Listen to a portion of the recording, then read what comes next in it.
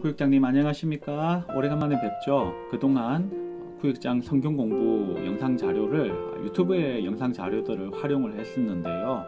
여러분들이 다시 영상을 다시 찍어줬으면 좋겠다. 여러와 같은 성원에 힘입어서 사신 한 명입니다. 다시 이렇게 촬영을 하게 되었습니다. 지금 제가 있는 곳은 우리 교회 방송실입니다. 혹시 방송실에 안 와보신 분들은 좀 낯설 것 같은데요. 뒤에 보면 후광도 비치고 있지만 제가 가리고 있습니다. 방송실에서나마 이렇게 촬영하게 되어서 기쁩니다. 지금 우리는 새 책을 가지고 공부를 하고 있죠. 행복 플러스를 가지고 공부를 하고 있는데, 이번 주는 그리스도인의 교회 생활 네 번째 시간으로 성도의 참된 교제라는 제목으로 말씀의 교제를 나누려고 합니다. 시편 133편 1절부터 3절을 중심으로 오늘 본문을 살펴볼 것입니다. 먼저 마음 열기를 보시게 되면요, 어떤 총각이 한 처녀를 너무나 좋아했습니다. 그래서 총각이 처녀에게 사랑을 고백했는데 처녀 쪽에서 전혀 반응이 없었습니다. 총각은 큰 결심을 합니다. 앞으로 1년간 하루에 한 통씩 매일 편지를 써서 붙이리라. 그렇게 1년간 매일 한 통씩 편지를 써서 붙였습니다. 1년 후 놀라운 일이 벌어졌습니다. 어떤 일이 벌어졌을까요? 매일 편지를 받은 이 처녀가 매일 편지를 배달한 집배원과 사랑에 빠진 것입니다. 충격적이죠? 자주 만나는 것, 이게 참 중요한 것 같습니다. 자주 만날 때에 사랑이 꼽히게 됩니다. 사실 군대에서 고무신 거꾸로 신는 아가씨들 때문에 탈영하려는 후임병들을 제가 많이 봤습니다. 이처럼 고무신 거꾸로 신는 이유는 자주 못 봐서 그렇죠. 교회 생활도 마찬가지인 것 같습니다. 우리는 자주 만나야 됩니다. 누구와 자주 만나야 될까요? 주님과 자주 만나야 되고요. 그래서 말씀을 통해서 주님을 배워야 합니다. 뿐만 아니라 이 말씀의 풍성한 은혜 가운데 성도들끼리도 자주 만나야 합니다. 그리고 그 말씀의 교제를 나누어야 우리에게 좋은 일이 일어나게 되는 것입니다. 질문 드릴게요. 내가 가장 자주 만나는 것은 무엇입니까? 여러분은 어떤 것을 자주 만나게 됩니까? 혹시 스마트폰만 매일 자주 만나고 있지는 않습니까? 성경과의 만남입니다. 시편 133편의 내용을 가지고 이제 성경 공부를 할 건데요. 시편 133편은 다윗의 시편입니다. 성도의 아름다운 연합에 대해서 노래하고 있는 시인데요. 이 성도의 연합이 이루어질 때에 얼마나 기쁘고 행복한가, 그것이 얼마나 축복된 것인가를 잘 보여주는 성경 말씀이라고 볼 수가 있습니다. 이제 들어가는 질문을 한번 나누도록 하겠습니다. 성도의 교제에 왜 힘써야 하는 것일까요? 또 어떻게 하면 참여할 수 있을까요? 첫 번째 대지는요, 성도가 교제할 때 하나님께서 정말 기뻐하십니다. 시편 133편 1절 말씀을 읽어드리겠습니다. 보라, 형제가 연합하여 동거함이 어찌 그리 선하고 아름다운고.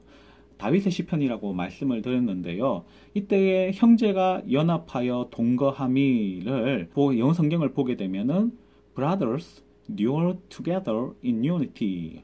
발음 좋죠? 예. 형제가 결속하여 함께 사는 것이라는 뜻입니다. 곧 성도의 연합과 교제는 선하고 아름답다는 것입니다. 이때 선하다로는 들어보셨는지 모르겠는데 히브리어로 토브입니다. 이 토브는 영어로 옮기면 굿입니다. 굿 무슨 뜻이죠? 좋다, 선하다 이런 뜻인데요. 하나님께서 창세기 1장에 가게 되면은 천지 창조를 하셨을 때에 매일매일마다 보시기에 좋았더라 라고 성경은 기록을 하고 있는데, 그때 사용하는 단어가 바로 토브라는 단어입니다. 하나님께서는요, 하나님의 그런 창조 질서 가운데 하나님이 원래 하신 그런 목적 가운데 일어나는 일들을 기뻐하시고 좋아하십니다. 하나님께서는 시인을 성령으로 감동시키셔서 하나님 목소리를 대변하게 하실 때에 우리의 존재 자체가 좋지만은 뿐만 아니라 하나님께서 우리로 하여금 존재하게 하신 그 귀한 목적 중에서 성도가 교제하고 연합하는 모습이 있는데, 이 모습 또한 좋다, 선하다라고 하고 계시는 것입니다. 또 아름답다, 이것은 히브리어로 나임이라는 단어인데요. 즉 즐거워한다는 뜻입니다. 성도의 연합을 우리 하나님께서는 즐거워하신다는 것입니다. 우리의 자녀를 한번 생각을 해보세요. 저에게는 아들 3명이 있는데요. 참 어릴 때부터 귀엽습니다. 이 존재 자체만으로도 얼마나 감사한지 모릅니다. 누구는 뭐 딸이 없어서 뭐 딸도 좋지만은 저는 아들이 너무너무 좋습니다. 그렇게 믿고 싶습니다. 예, 아무튼 아들이 존재만으로도 너무 좋은데요. 이 아들들이 맨날 싸웁니다. 자기 목소리를 낸다고, 형은 동생이 말 안 듣는다고, 동생은 형이 독차지한다고 맨날 싸웁니다. 이런 모습은 제가 볼 때는 토부한 모습이 아닙니다. 오히려 그 반대인 악이라고 할 수 있죠. 그래서 싸울 때마다 저한테 야단을 맞습니다. 반면에 가끔씩 기적적으로 토부한 모습을 보일 때가 있습니다. 바로 서로 형제간에 우애해주고 챙겨주고 하는 모습을 보았을 때에 제 마음이 얼마나 토부한지, 얼마나 좋은지, 그리고 나임한지 아름답게 느껴지는지 모릅니다. 성도의 교제가 일어날 때 우리 하나님도 똑같은 감정을 느끼지 않을까요?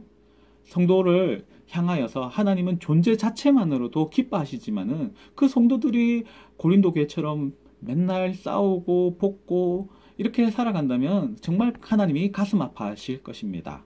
반대로 성도가 연합할 때에 마치 이 다윗이 형제가 연합하여 동감이 어찌 그리 선하고 아름다운 거 노래하는 것처럼 그 모습을 하나님이 선하게 여기시고 아름답게 여기신다는 것입니다. 그러므로 우리는 성도의 교제에 힘써야 하는 것이죠. 두 번째 대지입니다. 성도가 교제할 때에 하나님께서 놀라운 복을 주십니다. 시편 133편 2절 3절 읽어드릴게요. 머리에 있는 보배로운 기름이 수염 곧 아론의 수염에 흘러서 그의 옷깃까지 내린 같고 헐몬의 이슬이 시온의 산들에 내린 같도다. 우리가 좋으신 주님의 그런 공동체, 즉 주님 안에서 한 가족이 되었다는 것은 정말로 놀라운 축복입니다. 그리고 우리 곁에 있는 성도들은요, 놀라운 축복의 통로들이요, 나의 믿음의 한 식구들인 것입니다. 이것은 참 복되고 좋은 일인 것이죠. 우리가 이렇게 주어진 형제자매들과 교제를 나눌 때에 우리 하나님께서는 놀라운 복까지 주신다라고 오늘 본문에서 약속을 하고 계시는 것입니다. 먼저 구약시대 때 대제사장 아론에게 기름을 붓듯이 그 모습이 좋은 것처럼 우리의 교제의 모습들을 좋아하시고 우리에게 기름 부어 주신다는 것입니다. 제사장 중에서 최초로 제사장 된 사람은 아론입니다. 아론에게 이제 모세를 통해서 하나님께서 기름을 부으시고 그를 선별을 하시는데요. 머리에 기름을 부으면 이 기름이 흘러서 수염에서 옷깃으로 이렇게 쭉쭉쭉 흘러내리는 모습, 그를 구별하여서 하나님의 거룩한 자로 세우는 모습, 그래서 이스라엘 공동체가 믿음으로 세워지는 모습, 얼마나 그 성도들의 마음속에 얼마나 기쁨과 감사함이 되었을까요? 바로 제사 제도가 열리게 되었고 그것을 통해서 하나님 앞에 나아갈 수 있는 길들이 열렸기 때문입니다.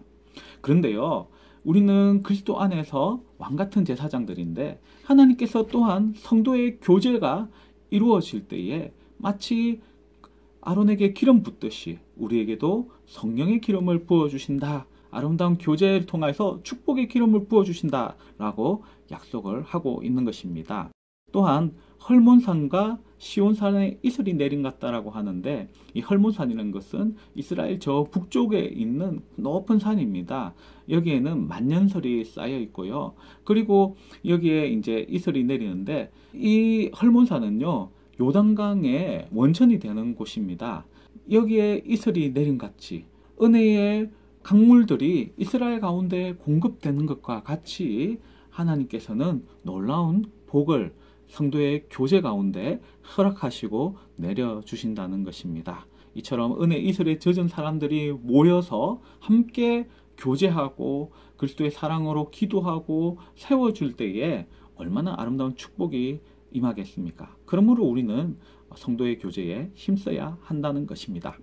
마지막 세 번째로는요, 그렇기 때문에 하나님께서 원하시고 또 하나님께서 그 모임 가운데 축복하기 때문에 우리는 소그룹 모임에 힘써야 한다는 것입니다. 소그룹 모임에 참여하십시오. 시편 133편 3절 후반부를 읽어드리겠습니다. 헐몬의 이슬이 시온의 산들에 내린갑도다. 거기서 여호와께서 복을 명하셨나니 곧 영생이로다. 성령의 기름을 부으시고 은혜의 이슬을 내려주시는데, 그런데 이것은요, 함께 있을 때에 더 잘 느낄 수 있다는 것입니다. 하나님께서는 우리에게 은혜 복을 내려주실 때에 이것을 개인적으로는 충만히 다 이해도 못하고 잘 누리지도 못합니다.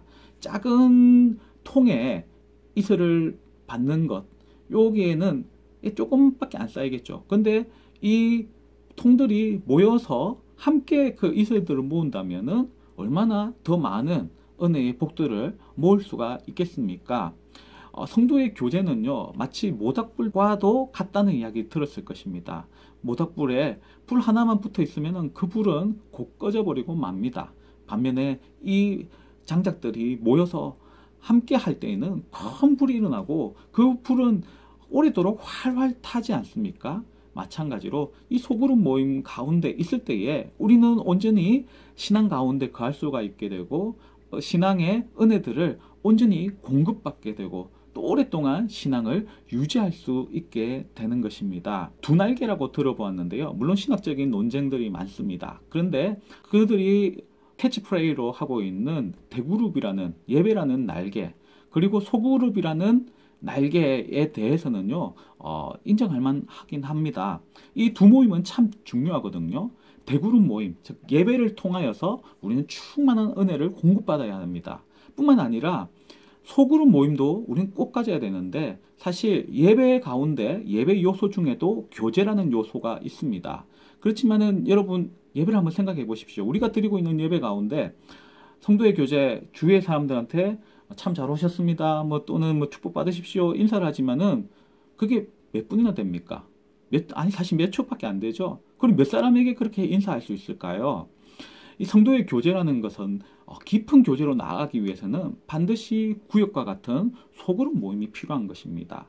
소그룹 모임에서 우리는 들었던 그 말씀들의 은혜들을 나누고, 또 우리의 큐티했던 것, 우리 삶 속에 가졌던 그런 은혜의 간증들을 나누고 들을 때에 더 깊은 그 하나님의 은혜를 묵상할 수 있게 되는 것이죠. 뿐만 아니라 우리가 힘들고 어려울 때에 사실 누구한테 이야기하겠습니까? 이 소그룹, 즉 이 소그룹을 통해서 우리가 깊은 교제 가운데 나아간다면 우리의 속 깊은 이야기도 말할 수 있게 되고, 우리의 기도 제목도 함께 나누고 기도할 때에 더 큰 역사가 일어나지 않겠습니까? 그러므로 우리는요, 소그룹 모임을 등한히 해서는 안 됩니다. 주일 예배만 왔다 갔다 한다고 참다운 신자로서 설 수 있는 것이 아닙니다. 꼭 소그룹 모임에 참여하셔서 우리의 신앙들을 더 굳세게 세워나갔으면 좋겠습니다. 이 결론입니다. 하나님께서는 성도의 교제를 기뻐하시죠. 선하다고 하십니다. 아름답다고 하십니다. 뿐만 아니라 이 소그룹 모임을 통한 이 성도의 교제 자체에 하나님께서는 아론에게 기름을 붓듯이 헐몬살에 이슬이 내리는 것 같이 하나님께서 놀라운 은혜의 복을 내려주십니다. 그렇기 때문에 소그룹 모임을 통하여서 꼭 성도의 교제에 힘쓰는 귀한 성도들 되시기를 바랍니다. 우리 나눈 질문들, 열매 맺기 질문들을 한번 보면 좋겠는데요. 내가 꿈꾸는 아름다운 성도의 교제는 어떤 것입니까? 저는 예전에 학창시절, 특히 대학생 때 고민이 많았는데 제가 회장이었습니다. 그런데 새 가족이 와도, 새 친구가 와도 아무도 관심을 가지지 않는 것입니다. 그래서 늘 외톨이로 있더라고요. 너무 속상했습니다. 물론 제가 그 친구를 챙기기는 했지만은 혼자 사는데 한계가 있잖아요. 얘도 새 친구, 쟤도 새 친구 이러면은 어떻게 제가 다 챙길 수 있겠습니까? 그리고 특별히 자기들끼리는 참 친하고 이렇게 지내는데 그 새 가족을 향해서 닫혀 있는 모임의 모습 볼 때에 제 가슴이 참 아팠습니다. 마찬가지로 구역 모임이라든지 또 특별히 우리 세강의 공동체, 우리 세강교회가 새 가족들을 향하여서 열린 모임이 되어야 참 성도의 교제로서 합당한 모습이 아닐까 생각을 해보게 됩니다. 그게 바로 제가 꿈꾸는 교회의 모습, 열려있는 아름다운 교제의 공동체인 것 같습니다. 두 번째 질문인데요.